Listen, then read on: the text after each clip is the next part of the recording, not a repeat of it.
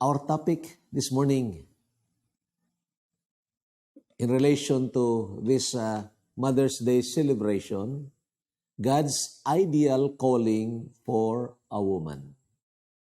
Ang pinaka-ideal na pagtawag ng Panginoon sa isang babae. Bakit nga kaya may babae at bakit ito ay ideal na tawag ng Panginoon sa isang babae? Now, in order to understand that, I believe we need to know circumstances in a woman's life. Ibig sabihin, hindi naman lahat o hindi naman parehas ang eksperyensya at circumstansya ng mga kababaihan. May mga kababaihan na single throughout their lives. Anong ibig sabihin yan? Meaning, hindi po sila nagsipag-asawa, kaya wala din sila ng mga anak. Ang tawag ng karamihan dito, blessed singleness. Okay po? At nandiyan din po yan sa Biblia.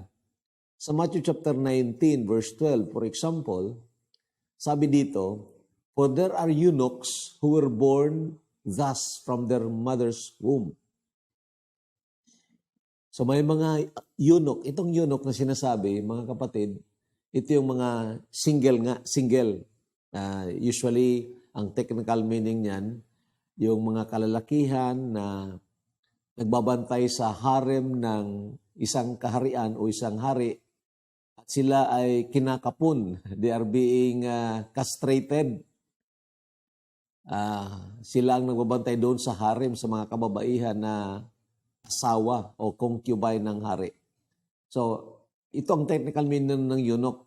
But of course, ang general meaning niyan is single. Okay, lalaki man o babae, single. At sabi dito, may mga tao raw na ipinanganak from their mother's womb dati ng single. Anong ibig sabihin yan?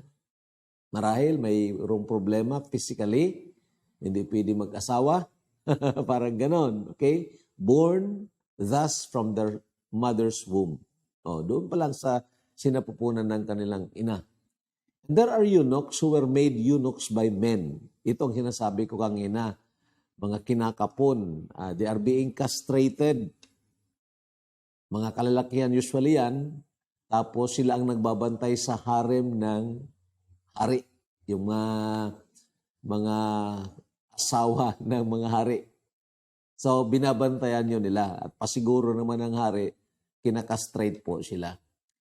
And yet, this one, sabi dito, "And there are eunuchs who have made themselves eunuchs for the kingdom of heaven's sake."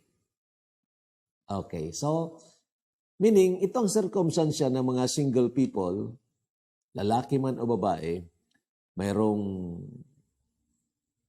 pagkasilang pa lang, talagang mayroong problema, hindi pwedeng mag-asawa, something like that.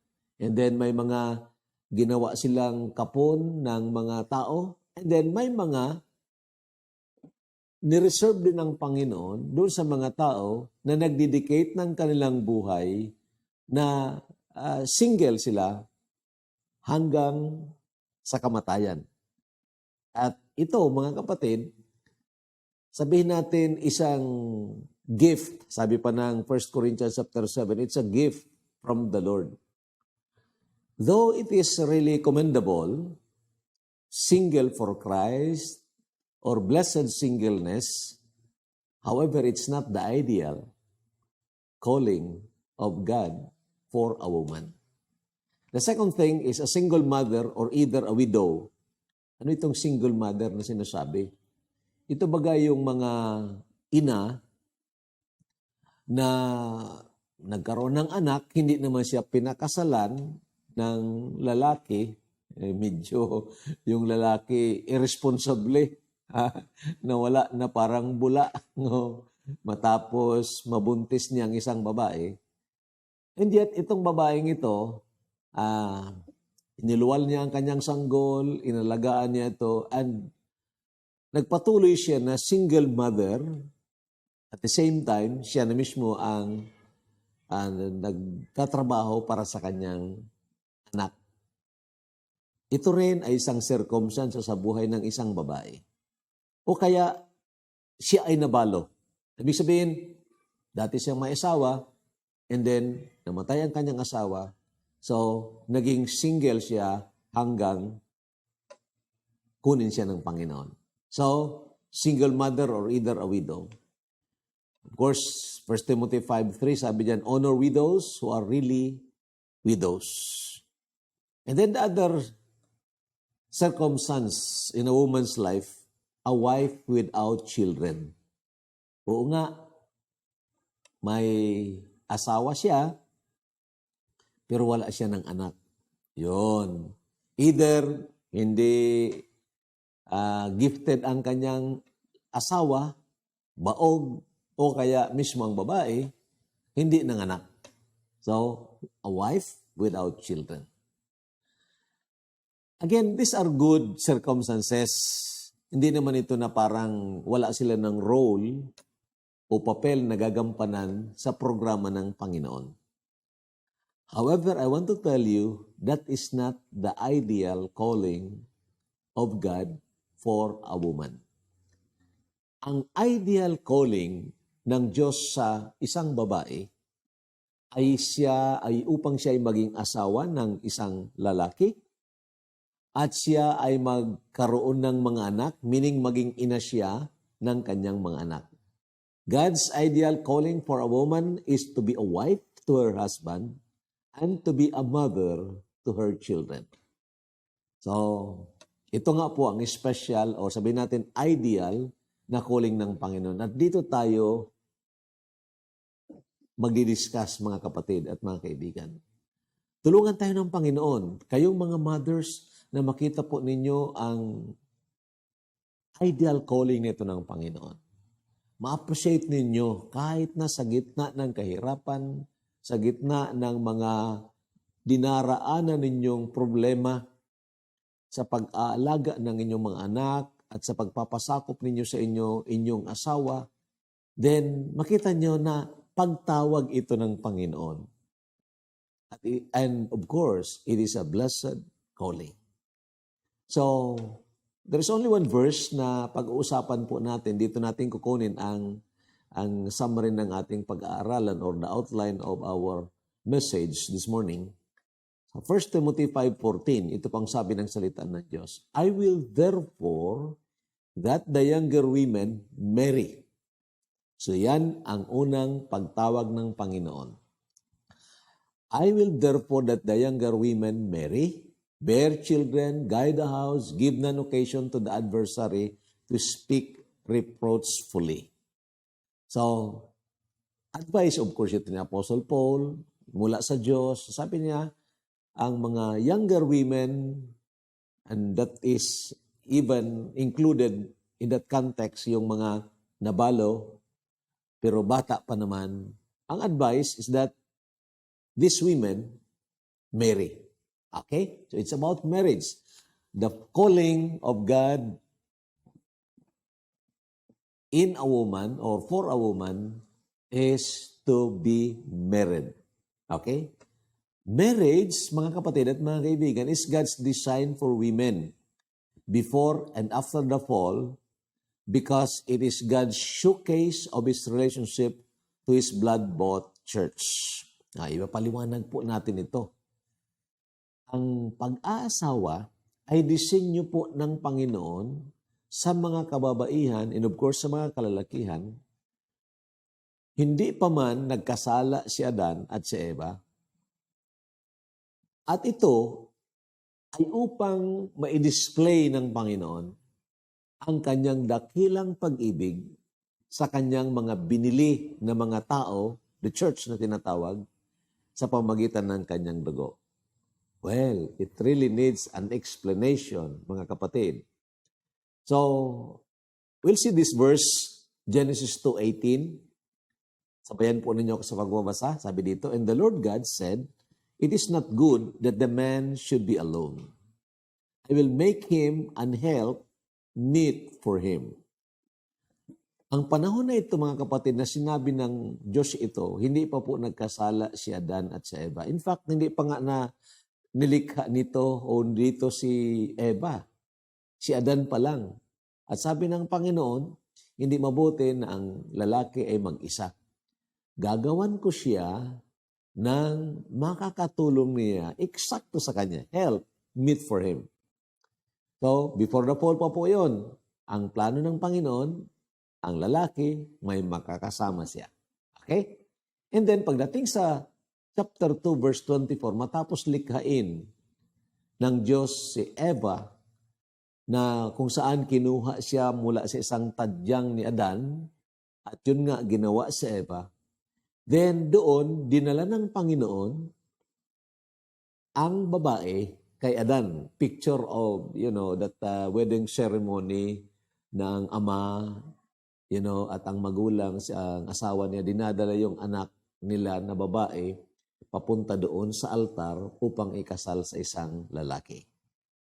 At doon, sinabi ng Panginoon ito, therefore a man shall leave his father and mother and be joined to his wife, and they shall become one flesh. 3 beses po na binanggit yan sa Bible.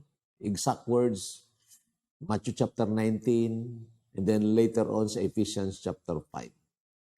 At ito mga kapatid ay nagpapakita na agad na hindi pa man nagkasala si Adan at si Eva, talagang nadinisenyo na ng Panginoon na ang lalaki at ang babae ay magbubuo ng isang relasyon and they become one flesh. Ang tawag niyan, marriage. Okay? At tandaan po ninyo ito mga kapatid kasi dinidistort ng sanlibutan ngayon itong honorable relationship between a man and a woman, between a husband and a wife. Ngayon, ang isang nakakapangilabot na distortion ng sanlibutan ngayon, ang lalaki pwedeng ipakasal sa kapwa lalaki. Ang babae pwedeng ipakasal sa isang babae. Nako, mga kapatid, abomination po yan sa harapan ng Diyos. Kasuklam-suklam po yun. Dahil hindi lang yun na distortion ng design ng Panginoon. Distortion din yan ng tinatawag perpetuity of the generation. Ang pagpapatuloy ng henerasyon. You try to imagine kung lalaki, babae, wala na ng bearing of children, wala na ng panganak, mauubos ang lahi ng tao. Di ba? Kaya nga, ang disenyo ng Panginoon, a man and his wife. Maliwanag po, hindi sinabi a man and his lover. At yun na, sabi ko sa inyo, Adam and Eve. Hindi po Adam and Steve. Okay? Therefore, a man shall leave his father and mother and be joined to his wife, and they shall become one flesh. At kung pag-aralan ninyo nang binanggit ito ng Panginoon in the New Testament, ipinapaliwanag dito ang isang napakagandang relasyon, napakadakilang relasyon, na kung saan iniwan ng Son of God, the second person of the Triune God, ang langit, para bagang iniwan ang kanyang ama, at napunta sa sanlibutan ito. Alam ko na alam ninyo yan, isinilang sa birhen, lumaki na walang kasalanan, at doon sa krus ng Kalbaryo, nagbubus siya ng kanyang buhay at dugo upang ikaw at ako na makasalanan ay mahango sa lusak ng kasalanan kung tayo mananampalataya sa Kanya. Sa madaling salita, nagkaroon ng relasyon ang Panginoong Jesucristo sa tinatawag the church or ecclesia. Ito ang mga tao na dati nasa kampo ni Satanas, subalit sa pamamagitan ng Ebanghelyo ng Panginoong Jesucristo, sila po, nang sila'y mananampalataya sa Panginoon, sila po ay inilipat diyan sa kaharian ng Panginoong Jesucristo. At isa sa napakagandang address or pagtawag ng Panginoon dito sa tinatawag the church is the bride of Christ. Okay? Nobya ni Kristo. So, itong relasyon na ito mga kapatid, na ipinagpapahayag o dinidisplay ng lalaki at ng babae sa tinatawag kasal or marriage, ito po ay isang prototype. A prototype of that great relationship within Christ and His church. Kaya nga po, ang isang babae, pag siya po'y nag-asawa, then ideal calling nga po yan. Why?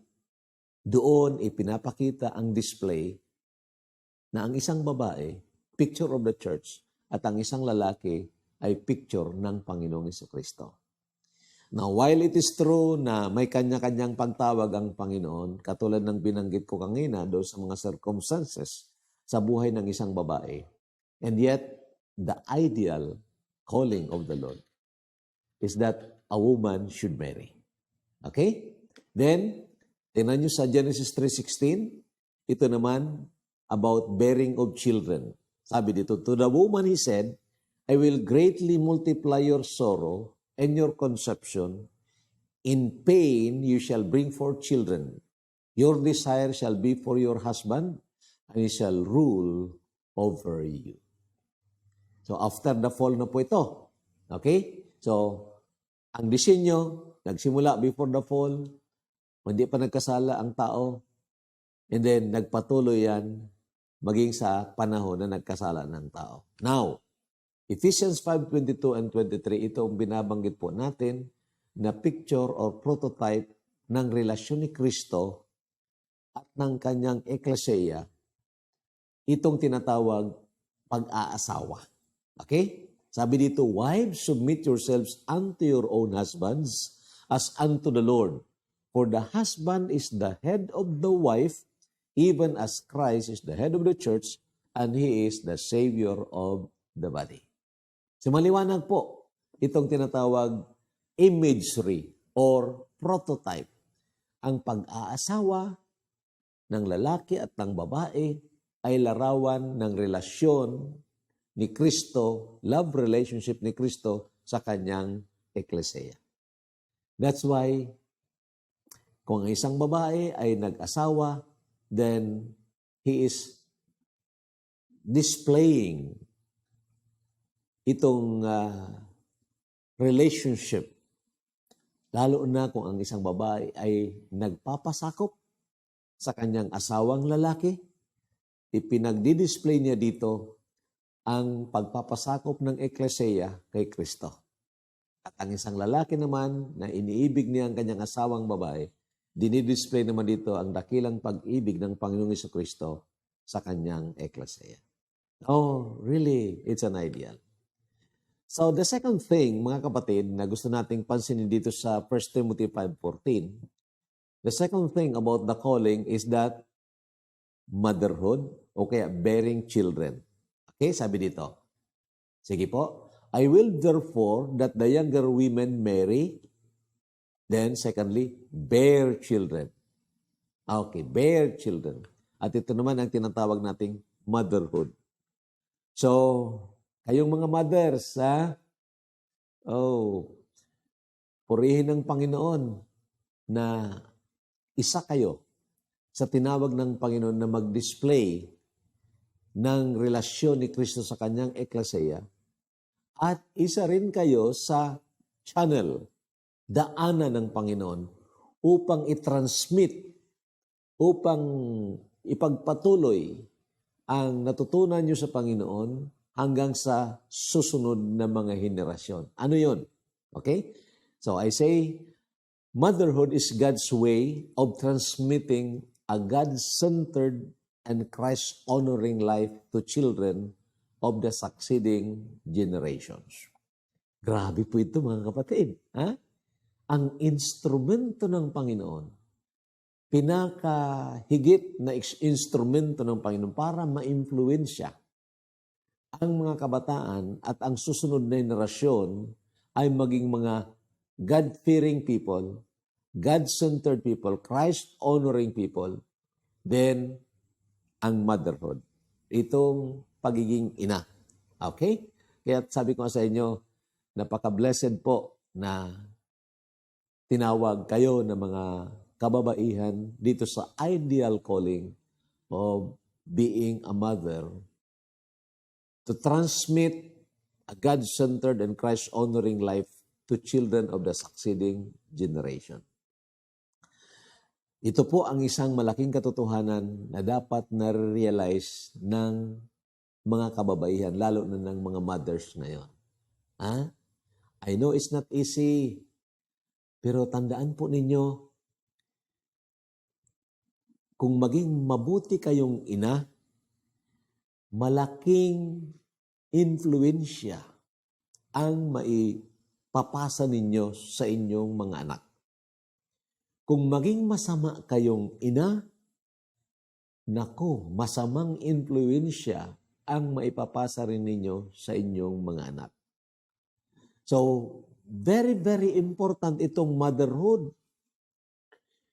Ang disenyo ng Panginoon, the ideal design of the Lord for this woman o sa babae, na mga anak siya, of course, pagkakaroon niya ng asawa, and then, ang mga natutunan niya sa Panginoon na mga katotohanan ay maipasa niya sa kanyang mga anak by way of, teaching by the mouth and teaching by the life.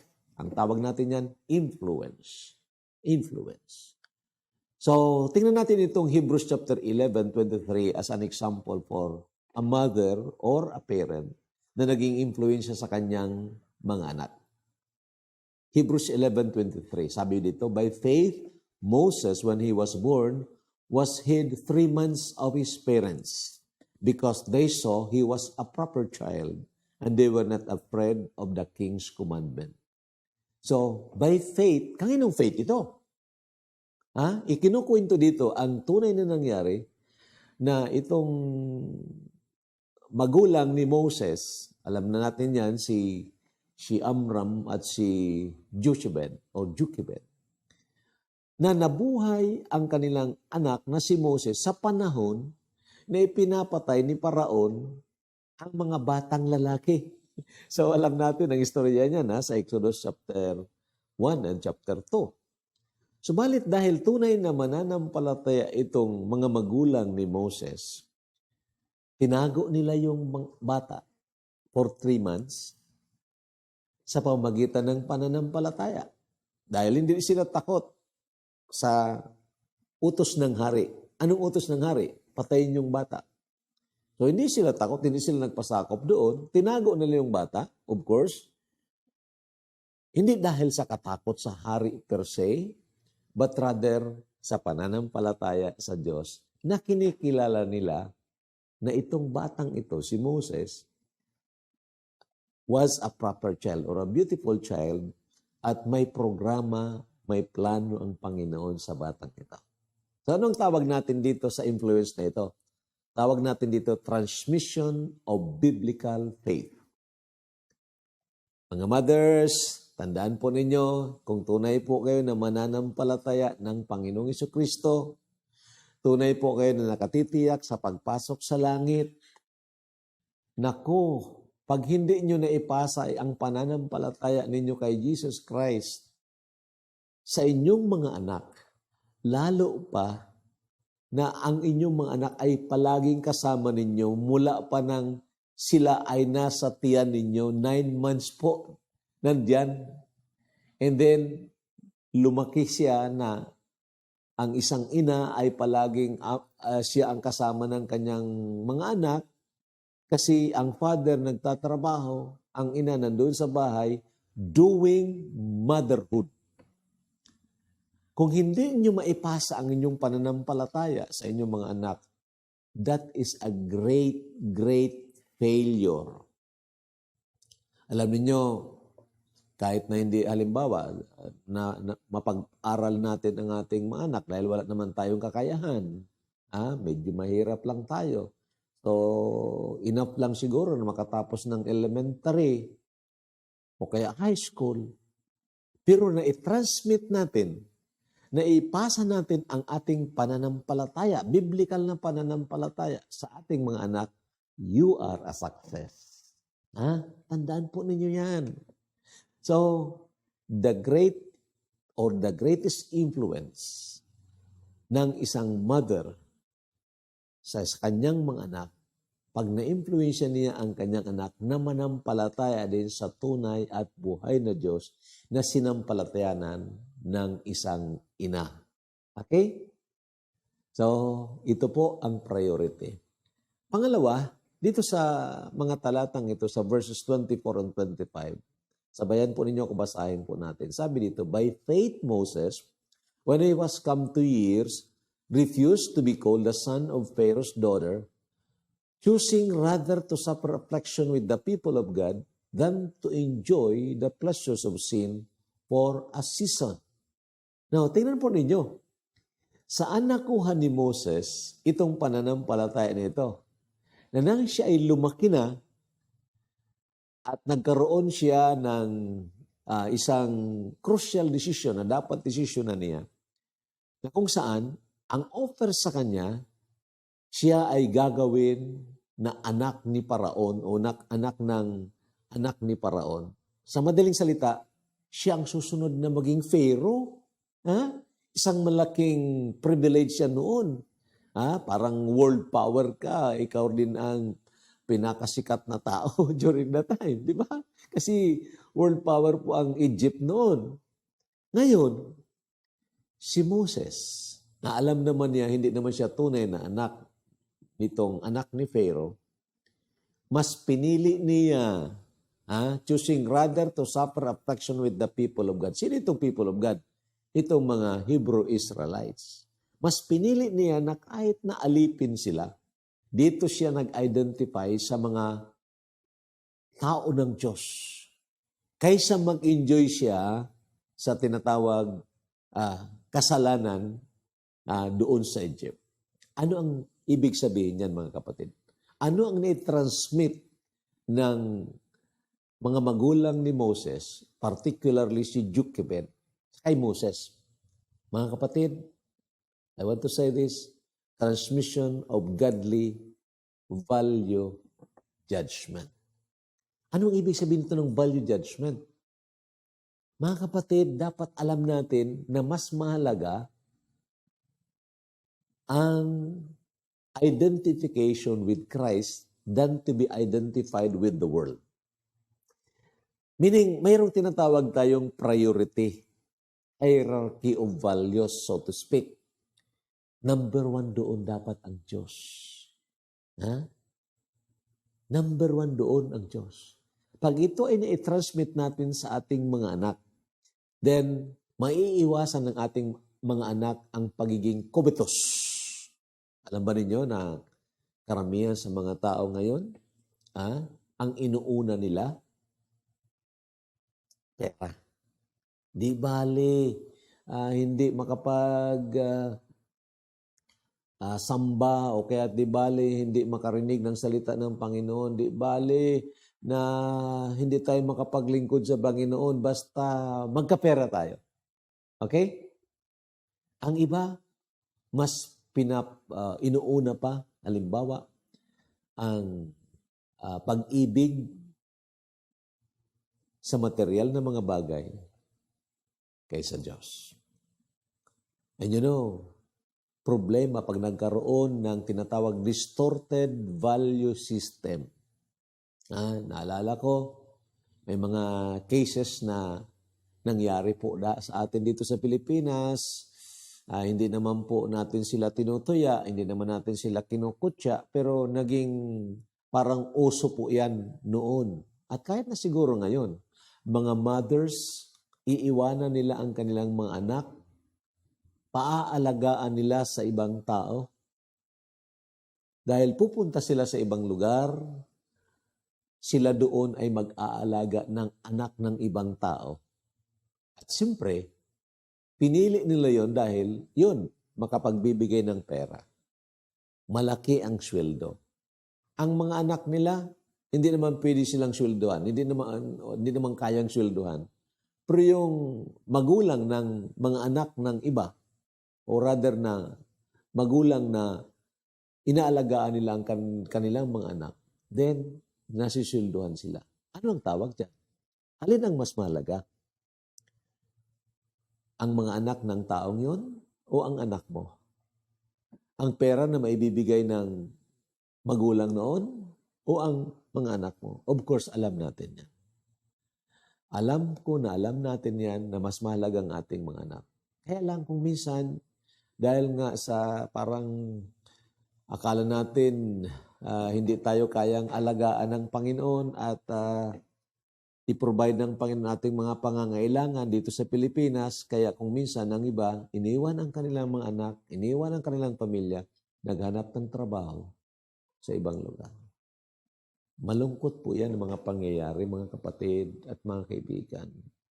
At hindi ko po tinutuya ang sino man na mayroong ganyang circumstansya. Subalit tandaan po ninyo ito, mas mahalaga ang ating mga anak kaysa pera. Ang iba naka-experiensya ng mapait na buhay, naghanap ng kagitna isang salop ang nawala. Naghanap ng pera, nagkaroon ng pera. Pag-uwi ng Pilipinas, ang anak niya adik-adik na. It is sad. It is really sad. Distorted value system. Sana maging maayos ang ating value system or value judgment para maipasa natin ito sa ating mga anak. Hebrews 11:26. Esteeming the reproach of Christ greater riches than the treasures in Egypt, for he had respect unto the recompense of the reward. Ano ang na-transmit ng mga magulang ni Moses kay Moses na kung saan sa panahon na yon na magdidesisyon si Moses, then tama ang kanyang desisyon. I call it transmission of wise decision making. Tinimbang-timbang ni Moses, ito ang makukuha ko kung papanig ako sa Egypt. Mag-identify ako as anak ni Pharaoh. Ito ang makukuha ko. Treasures in Egypt. Ito naman ang makukuha ko kung papanig ako sa tao ng Diyos, the Hebrew Israelites. Persecution, reproach, pagtuya. Timbangin ko nga. Nang tingnan ni Moses, yung pagtuya, yung suffering kay Kristo, mas mabigat pang timbang kaysa kayamanan ng Ehipto. And what is that? Alam niya na ang desisyon niya na ginawa, konektado sa eternidad. Ang inayawan niya na desisyon, ang paging anak ni Paraon, ang paging susunod na Paraon. Alam niya for a season lang yon, for a time lang yon.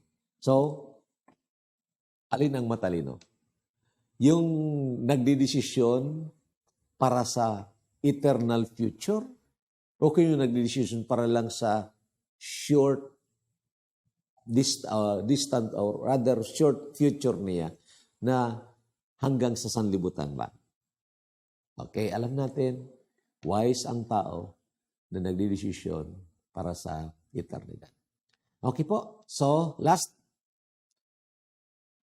1 Timothy 5:14 ulit, sabi dito, I will therefore that the younger women marry.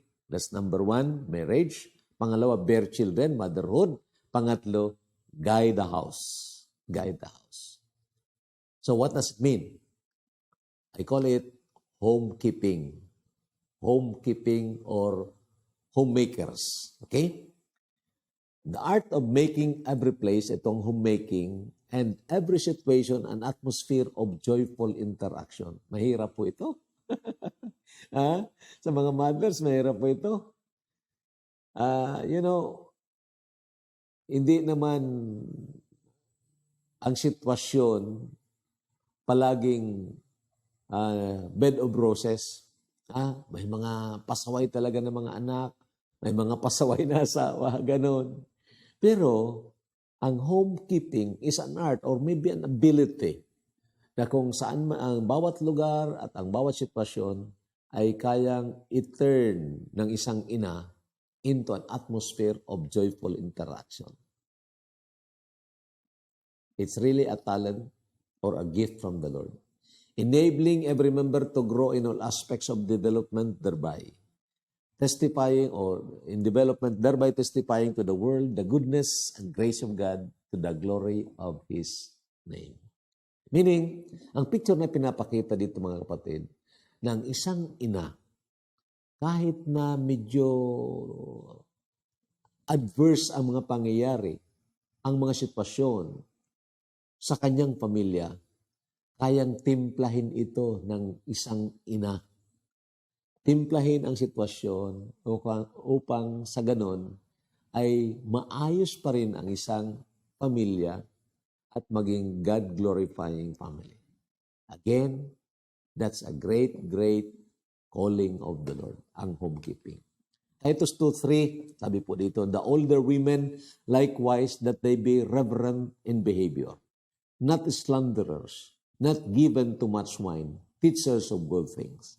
Older women, meaning mga mothers na ito, medyo matatanda na, tuturuan nila ang mga bata pang mga kababaihan na may mga asawa rin. Teachers of good things.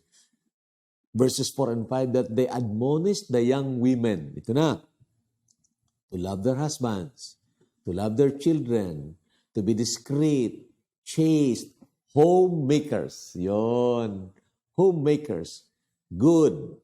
Obedient to their own husbands, that the word of God may not be blasphemed. So dito pinapakita mga kapatid ang isang napakadakilang magagawa ng isang babae sa pagtawag ng Panginoon sa kanya na maging siyang homemaker. Okay? At kung siya ay naging successful na dito as homemaker, turuan din niya ang ibang mga kababaihan upang sila ay maging homemakers, then lover of their husbands, lover of their children, then namumuhay sa kaayusan at kabanalan. At siyempre, tuturuan naman yon hanggang sa mga susunod na henerasyon. So that preservation of a Christ-centered, Christ-honoring na buhay ay nagpiperpetuate, nagpapatuloy. And I tell you, it is because of mothers. Alam ko na hindi naman magkakaroon ng ganitong mga, sabihin natin, successes ang mga kalalakihan kung wala ng mothers, wala ng isang babae. Tama? Okay? So, ito po ang sinasabi ng salita ng Panginoon sa atin tungkol dito sa ideal calling of a woman. Magpasalamat po tayo na mayroon tayong mga mothers. Magpasalamat tayo. Ano kaya ang nangyari sa atin kung hindi tayo pinagtiyagaan ng ating mga ina? Ano kaya ang nangyari sa atin kung ang mga ina natin ay naging pabaya? Hindi tayo inaruga, hindi tayo pinagtiyagaan, hindi tayo pinagturuan. Ano kaya ang nangyari sa atin? Kaya, mga kapatid, mga kaibigan, let us congratulate all our mothers. Saludo po tayo sa lahat ng mga mothers. Blessed Mother's Day. Congratulations to all mothers. God bless us.